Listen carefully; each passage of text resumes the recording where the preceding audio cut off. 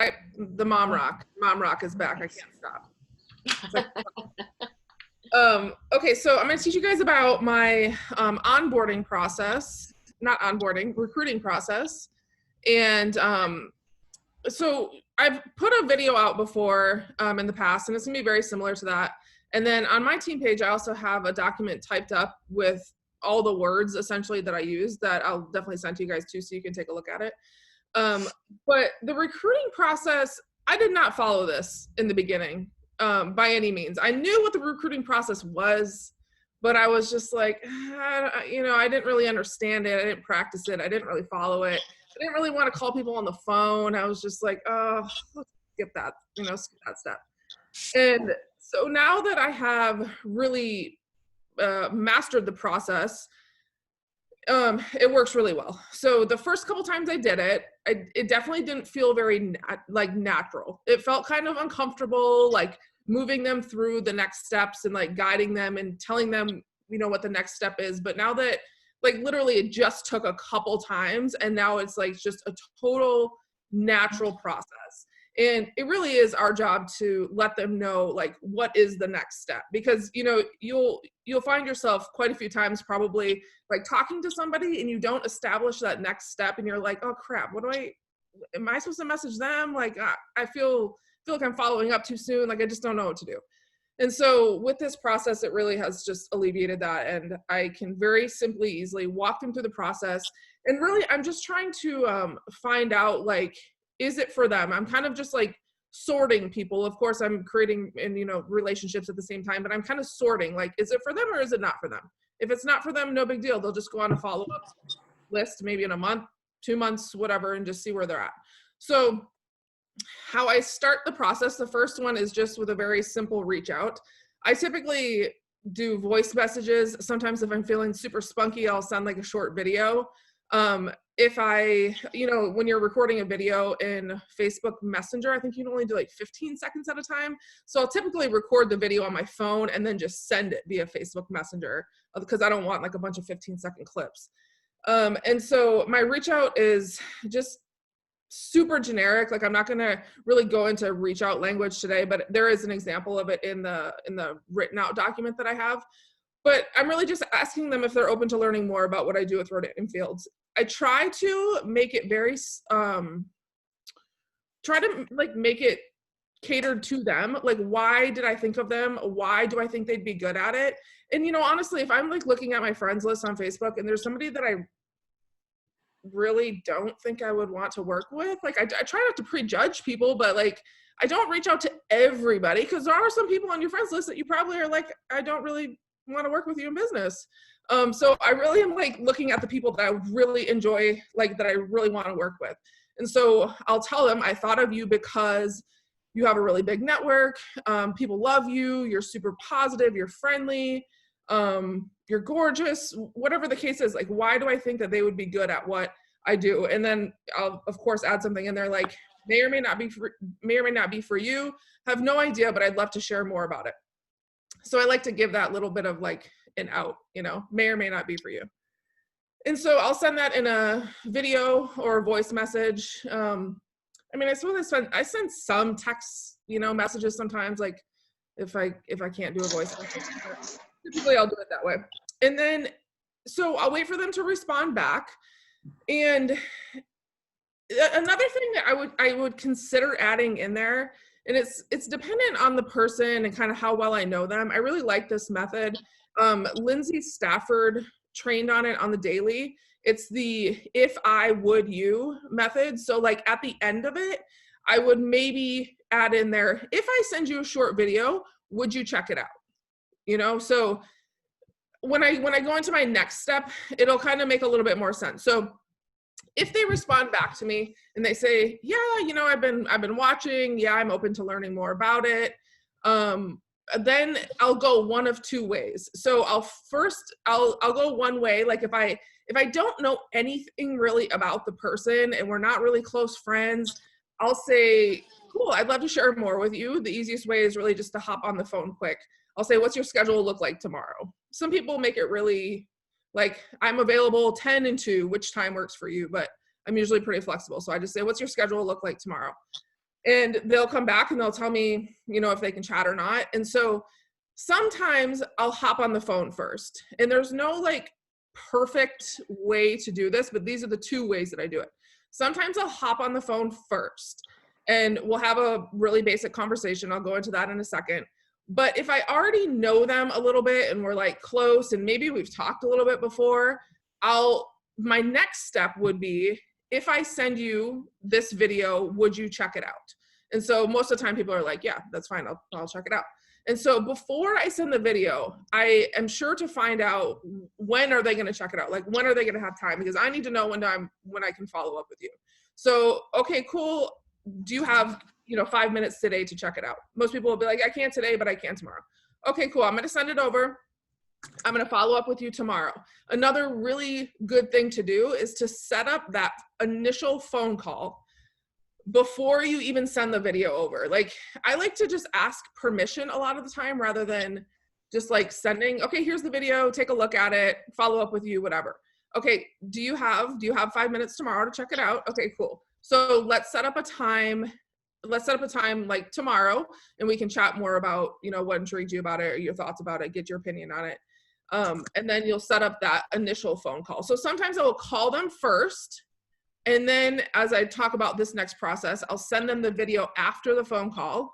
Or sometimes, depending on who they are, if we've already had a conversation, we're close, I already know them, I'll send them the video before, and then I will call them afterwards. Typically, I call the person first, is what I do, and then I'll send them a little bit of information afterwards.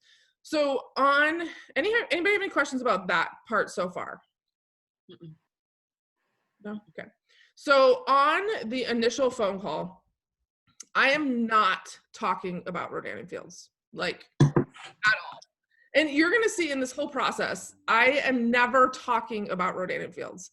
So I'm going to call them. If I know them, like, if I know them, if I don't know them, I'm going to ask them to tell me about yourself, and I'm just going to listen to them, and they're going to talk to me and whatever. If I know them a little bit more, or my next question after I say, tell me about yourself, I'll say, so what intrigues you about Rodan Fields? They're going to tell me, and I'm just going to sit there and listen. And this whole time on the phone, like, I'm just like listening and asking questions, like personal questions about their life. They'll start talking about things like their family or their job. And so you're just kind of like digging a little bit deeper, and you're going to then hear things from them, why they're interested in Rodan Fields. Typically it's money, right? Like an extra income. Maybe it's like a community, or maybe they want something for themselves, all the things that we hear. And so then I'm going to acknowledge those things, and then I'm going to say, yeah, that sounds really great. Like, it sounds like it'd be something really good for you. And so I can't think of any other question. Oh, somewhere in that phone call, if I don't really know the people, even if I do know them and we're like good friends, maybe they have never heard my like Rodan Fields short story before. So at some point in the phone call, doesn't really matter when, if I'm calling somebody and I don't really know them, I'm going to ask them to tell me about yourself. And then I'll move into telling a little bit of my short story. And the transition is really easy. I remember in the beginning, you kind of like don't know how to transition into it. You don't really want to talk about yourself and, how do I do this? How do I bring it up? And I literally just say, I'm going to tell you just a little bit about myself, so I'm not like a total stranger, or I'm just going to tell you a little bit about my journey with Rodan Fields, just so you know a little bit about it. Maybe you can identify with some of it. And it's really just a short 20-second short story. So if you don't have your short story down, definitely work on that, because you're going to tell that over and over and over. And the point of the call, I mean, anytime you're talking to somebody, you want to make it about them, of course, like as much as you can. That's why your story needs to be short and not drawn out. But you also want to share stories, because stories sell, facts don't sell, so stories sell. So you want to just give a little bit of information about yourself, but make it very, very short. So then we're just talking. Maybe this is like a 10-minute phone call. I have not talked about Rodan Fields at all. I have not asked them if they have any questions about Rodan Fields. I'm just talking about personal life. What intrigues you about adding this business to your life? And so then near the end of it, we've talked about them, and I'm going to say, like, so this sounds like something you're interested in. Am I right? And I'm going to wait for them to answer. I'm going to get their okay to like kind of move them to the next process or the next step. And they're like, I'm interested. And I'm going to say, okay, cool. So what I'm going to do is I'm going to send you over a link that has, that has more information in it. I want you to take a look at it.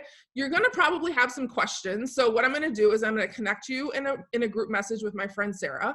She's going to be able to answer your questions. And I definitely want you to hear another perspective other than just my own. So I'll send this link over. I'm going to connect us in a message, and then we'll set up a time to chat. We'll see what her schedule is tomorrow. And so I'm going to really simply, like right away when I get off the phone, I'm going to set up the message. I'm going to say, hey, Sarah, you know, whatever, Serena, meet Sarah, Sarah, meet Serena. And then I'm going to follow it with a voice message. And I'm just going to say, you don't have to do a voice message if you don't want, but, and I'm just going to like tell them a little bit about each other. And I'm going to tell Sarah, like, why does Serena want to join me? What hesitations does Serena have that we've already talked about maybe, or just a little bit about her.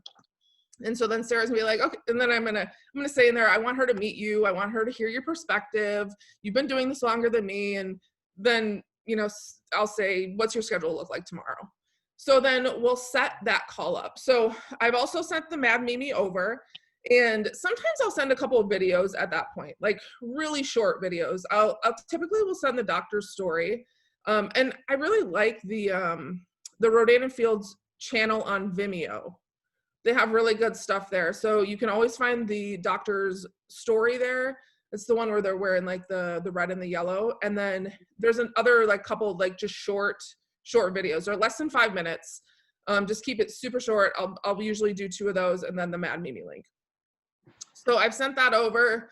I've established the group message. We're gonna be set to follow up in, you know, 24, 48 hours, whatever everyone's schedule looks like. You don't really want it to be drawn out because then it's just, you know, just gets drawn out.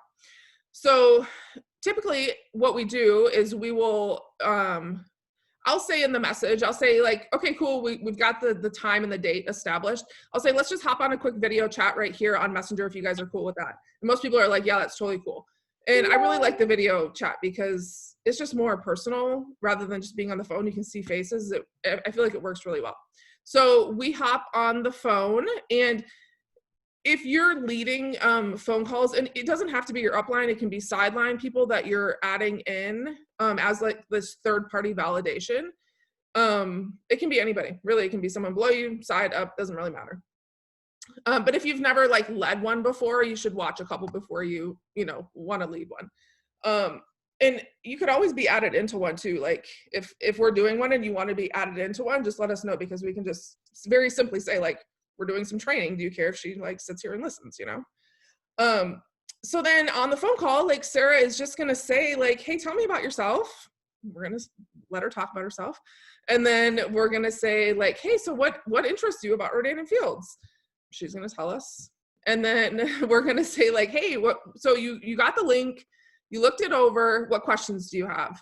And then in our Mad Mimi, there's the link to the business kits too. So that's really good. They can have a chance to look at those. And then we're going to ask, like, so which business kit interests you? I mean, as long as they're like saying like they're somewhat interested, right? And most of the time, if people are not interested after they've read through the link and watched the videos, they're going to send a message before actually. And they're typically going to be like, I just don't think it's the right time. I don't think it's for me. And then that's when you're like, it's no problem. And sometimes we'll even go on to say like, let's just chat. Like it's no pressure, because maybe what that person needs is that third party validation. So if you can still get them on the phone, and like, by the way, Sarah's going to like at some point in there where it fits, she's going to tell her short story. So this person is now being exposed to another story because stories sell. So if we can get them on the phone, even despite them not being interested, it's always a good idea, because no pressure to join anything. Let's just chat. Like you probably have questions. Let's just chat more about it. I'd love to meet you either way. So then we've asked, tell me about yourself. What intrigues you about Rodan and Fields? What questions do you have from the Mad Mimi? What kit would you pick? What kit do you have your eye on? And then we're going to really move into like, so where do you feel like you're at? 1, I'm like ready to get off the phone and never talk to you guys again. 10, I'm ready to sign up today. And we're going to see where they're at. I mean, most people are like, the majority of people I'd say are like 7, 8. And then you're going to want to ask them, okay, so what would it take for you to get to a 10? And most of the time it's people like, maybe they need to talk to their husband about money, or maybe they need to figure money out. So it's usually like one type of hesitation over on that side, like an objective one, or it's the subjective hesitations. Like, I just don't really believe in myself. You know, they have some issues with their belief, and can they do it? Do I have the time? You know, all that kind of stuff. So you can definitely address those. I think that when you ask that question of what would it take for you to get to a 10, you're going to find out what these other objections are that they didn't tell you previously in the phone call. And I think really addressing them there is good. You want to acknowledge their feelings. Like, I totally know what you mean. That's how I felt too. I found that I was able to really spend just 30 to 60 minutes a day and really build a successful business, or whatever their objection is. So most of the time people do not sign on that phone call. Sometimes they do. And I think it's worth having the question. You're going to find out, or asking the question, you're going to find out in that 0 to 10 where they feel like they are. If they're like a 9 or something, or if they say a 10, I think you should always ask the question, are you ready to enroll now? We can walk you through. And so it's really just easy as asking that question. Most people are not, though. So then what you're going to do, you're going to say, okay, cool. Let's set a follow-up. What's your schedule like tomorrow? And again, you're going to do your follow-up in like 24 to 48 hours. It's not going to be a drawn out thing unless there's some circumstance that, you know, doesn't allow that. And so you're going to set the follow-up. You guys are going to hop back on. And again, if most people have decided against it, they'll typically message you before you get back on that follow-up. But some people don't, and you get back on and you see where they're at, answer any other questions they have. You're obviously going to, like, in that previous phone call, you're going to go over the pros and cons of the different kits, why it's more beneficial to get, you know, the bigger ones, but not. And then you're just going to say, okay, cool. Like, we can walk you through enrolling right now. And that's how you do it.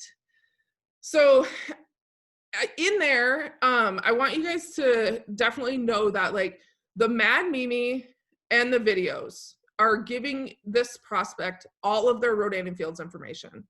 Outside of like answering the questions on that 3-way call, I'm not giving hardly any information. I'm just having a conversation about life, about that person, getting to know them, you know, just what this business would do for their life and how it would benefit them.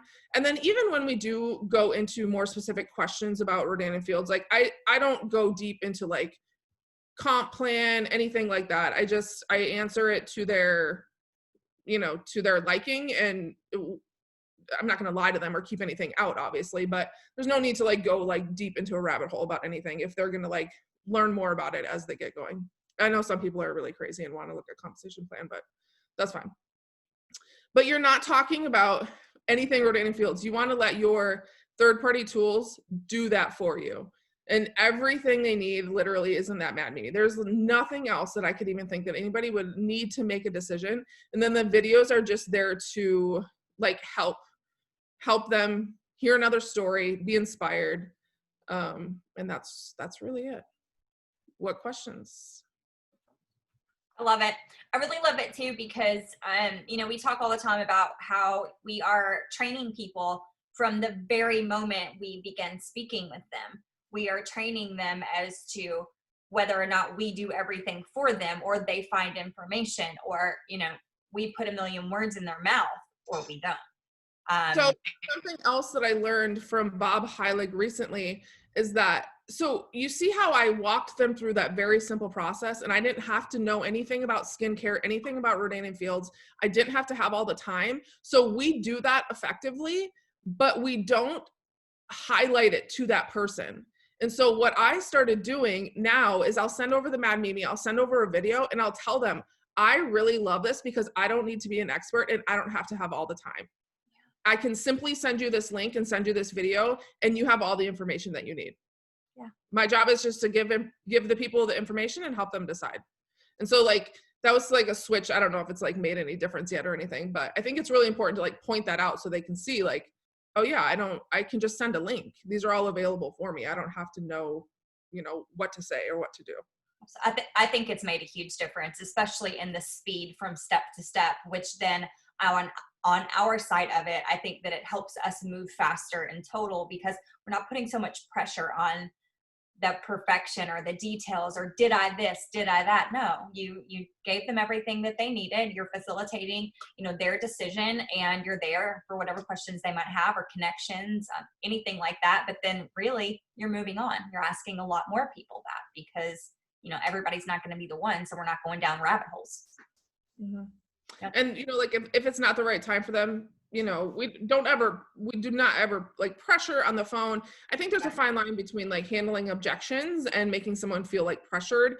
And I think it's definitely important to handle objections. You don't want to just like brush it under the rug and be like, oh yeah, I know what you mean. And not, we know that their objection is just something that they're feeling, Absolutely. But I think it's really important to do that. On that, go ahead.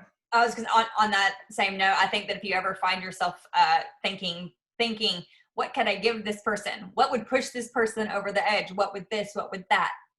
You really teetering there, because we've had cashback offers for 2 months now, and it's not necessarily that way. You want it to be their decision. You want them to be, all in on it, their own. And I personally don't ever feel pushy about establishing a follow-up. I mean, that is just being a good businesswoman and providing them with good customer service and showing them the way, because they do not know the way. Like if you just send a video and let me know what you think, or message me when you're done with it, like you will never hear back from this person. And so it's really our job to like walk them through the process and know when I'm going to follow up with you. I don't want to bug you. When can I follow up? It also instills confidence in them, again, training them from the very beginning that you've got them. Not you've got them in a type of you're going to do it all for them, but that you're there. You're a steady, strong person for them. Mm-hmm. The first couple times are scary. I felt like I remember it actually. I felt just kind of weird in the transitions where I was like, okay, so sounds like you're interested. I'm going to send over this link. I want you to take a look at it. And then I'm going to set us up in a 3-way message with my friend Sarah. She's been doing this longer. You'll really love her. She'll be able to answer questions. That felt kind of weird. And I was like, oh, that sounded just not good. It just didn't sound very confident. And it literally took just a couple times of doing it to where it's just natural now. And you've got to get through those. You have to get through those. If you're not bad for a hot minute, you're never going to be good. So just be bad until all of a sudden it sounds so natural. I think the hardest part, like if you guys are not calling people on the phone routinely and regularly, like that is your first step. I think that's the hardest transition to do, just because it's scary. But once you get on the phone, you're going to realize that it's not scary. Like you're not talking about rotating fields. You don't have to know any statistic. You don't have to know anything. You're just having a casual conversation about this person in their life. Like you're just catching up, or you're getting to know them. And that I think that's the hardest transition of like calling people on the phone initially. I agree. Questions? Comments? I have a comment. Oh yeah, go ahead. I was just gonna say, of course now my kid comes in. I know for me, like when I'm talking to people, like it's nerve-wracking when it's like your own friends. Like if you're trying to give all the Rodan and Fields information and you're trying to tell them the doctor's story and your story and like all the things, like it's a lot of pressure. And like you can be nervous and then you forget things and then it's a lot. But for some reason, at least for me, like I can talk to other people's people so easy, like because I'm not in it. Like not that it doesn't affect me, but like I know that the outcome, like my paycheck isn't riding on it. Like I don't know, it just kind of takes the pressure off. And so to like, I don't know, to make you feel better about doing a 3-way call, like it takes all the pressure off of you. Like you're literally handing it over to somebody who's been doing it longer than you. Like help and please and thank you. And it's just, if you think of it that way, like it's so much easier. Like you take this person, you've done this 100 times, thanks friend. To not think of it like, oh, it's weird, like they're gonna talk to somebody they don't know, because it's so not weird. And I ask everybody as soon as we get off the 3-way, and I was like, so was it weird? And they're like, no, it was actually kind of fun. And I'm like, I told you. I think we have a ton of fun, honestly. Those of us that are doing calls, 3-way calls and training calls all the time, they're fun. And another thing too, like if you're bringing a prospect to a 3-way call, it's really best to just like hand them over, do like a really short introduction and hand them over, mute your phone and really talk like as little as possible, because it just gets people are kind of like talking over each other and they've already heard from you. They've already like know about you. It's really time for them to like hear from somebody else to get that third party validation. So I find it's good to just mute your phone and let them do the talking unless, they ask you a question or something. I agree. One, I know y'all have always said, and we hear it over and over again, you can't say the wrong thing to the right person, because the person that's looking for something like this, like they're gonna see the opportunity and they're gonna see what it is, and you can't say the right thing to the wrong person. Yep. So I used to do my calls where I would get on my initial phone call and I would really like I would go through a little bit about Rodan and Fields. Really just like the PowerPoints, number one, the doctors, those kinds of things, and really just kind of like hit on it a little bit. But I feel like people tune it out. I don't really like a way, like I like to use the Mad Mimi and the videos as my resources and their source of information. I don't like to talk. I want them to like talk about themselves, and I think they tune it out when you talk too much about it. Yeah. Yep. I agree. And there's a time and a place for that. Like Holly and I have been doing training calls. There's a time and a place for the information. And then there's a time and a place for this recruiting system. And just like you said at the beginning of the call, the system it's all about them. It's all about them. Your numbers and the people you reach out to and working the system, that's all about you. But when you're talking to the person, it's not about you anymore. You're just facilitating their decision. That's it. Hey, I'm gonna send that link over, but my little girl just got home and it was her first day back at daycare. Oh yeah. Wait, what link? The document that has all the typed out. I see. Okay, Trisha, thank you so much for this tonight. We really appreciate it. We're gonna be doing onboarding next week, right? We are doing onboarding next week, and I'm very excited about that. Okay. Thanks, right, Trisha. guys. Thank you, Trisha. All right. Yes, Tasha. I have something really fast. Yes. Thanks, Trisha. Today on the leader call, I picked up a note that Oliver Digley said, and he said, be a solutions provider, not a sales pitch. So if you always think of it like you are giving them a solution to, be it their life, be it their skin, be it whatever, like it's never going to be a sales pitch. But as soon as he said it, and I was like, ooh, that's a good little tidbit. That's good. That's really good. You guys should grab this is the perfect time. You guys should grab your phones and grab a picture of us on here tonight and use it in your stories, use it on your timeline, use it somehow of how we work, okay? Someone send me the photo. Everyone say cheese! Okay, let me see here. Did anybody else get one that needed one? I only got one of 4 squares, so somebody get one of all of them. Squares. And then just send it to me, please. Okay, I think I got everybody in it. We'll try one more time just to make sure. 1, 2, 3.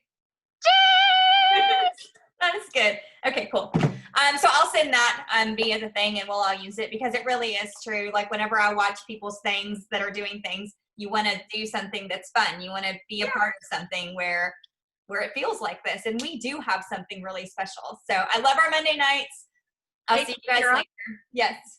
Can everybody else hop on so the photo is of all of us so there aren't any blank spaces? Oh, well, that's up to them. Melanie, Stephanie, Stacy, Julie, and Kelly. Can you guys hop on? Maybe? There's one. Hi, Kelly. There's one.